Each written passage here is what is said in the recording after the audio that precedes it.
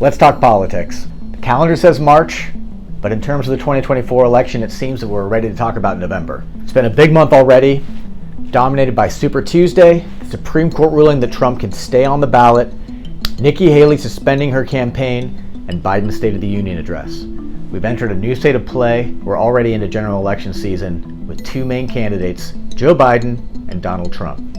There's a triangle of three main issues that will come up again and again: immigration, the economy, and abortion. Republicans will push the immigration issue hard. It's a potent and fear-based symbol of failure, which they blame on Biden.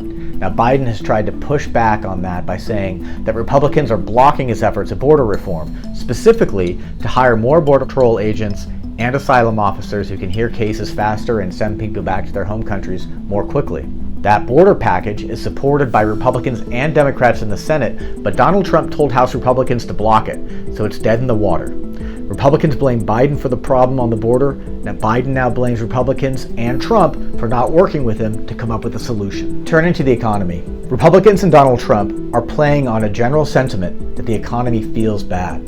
Folks are legitimately mad that food prices have gone up in recent years, as have some daily expenses. But even though people don't feel it, the broad national economic numbers have been very positive under Biden. There have been a few layoffs in tech and media, but overall, unemployment is at record lows. Biden has an opportunity now to better trumpet the realities that things are not as bad as people feel. The U.S. economy is the strongest of any developed country coming out of the pandemic. Inflation has slowed down, the stock market is high, and U.S.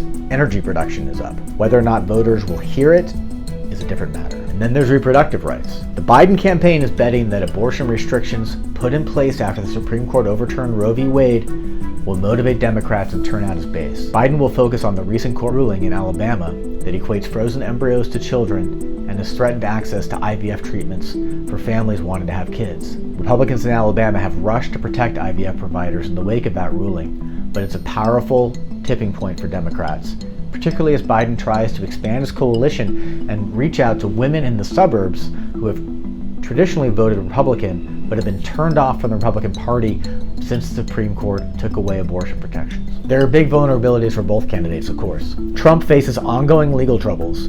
Trump will be on trial in New York at the end of March on accusations of financial fraud related to covering up hush money payments to keep his alleged affair with a porn star out of the public eye before the 2016 election. Trump also faces charges of refusing to return classified documents and trying to overturn the 2020 election results. Now, this is a big theme for Democrats going after Donald Trump. They say that him coming back to office would be a threat to democracy. Now, you have to remember that Trump himself has already said he would be a dictator on day one, when he said he would reinstate the harsh travel ban on several Muslim-majority countries that he had put in place in his first term. And he has also promised to carry out the largest deportation operation ever in U.S. history. Trump's also said he would use the judicial system to punish his political enemies. And then for Biden, there's his age.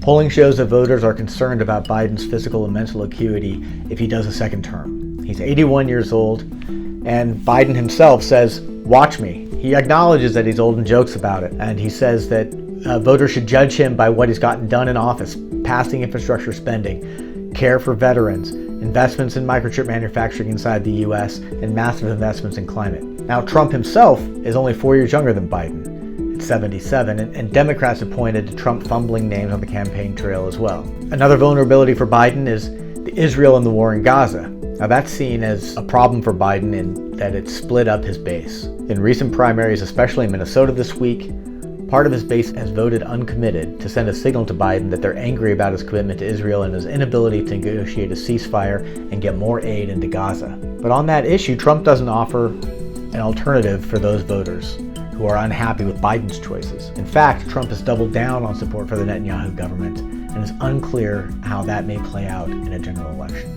I want to see what kind of olive branch Joe Biden puts out to Haley voters who were clearly dissatisfied with Donald Trump, and see what Joe Biden does to try to bring them into his coalition. I'll also be watching how RFK Jr. fares. He's going to be on the ballot in a few states, and to see if he's able to take votes from Joe Biden in a tight race. And one of the biggest takeaways from the 2024 election has been how unpopular the choices are. Both Biden and Trump are underwater in approval ratings.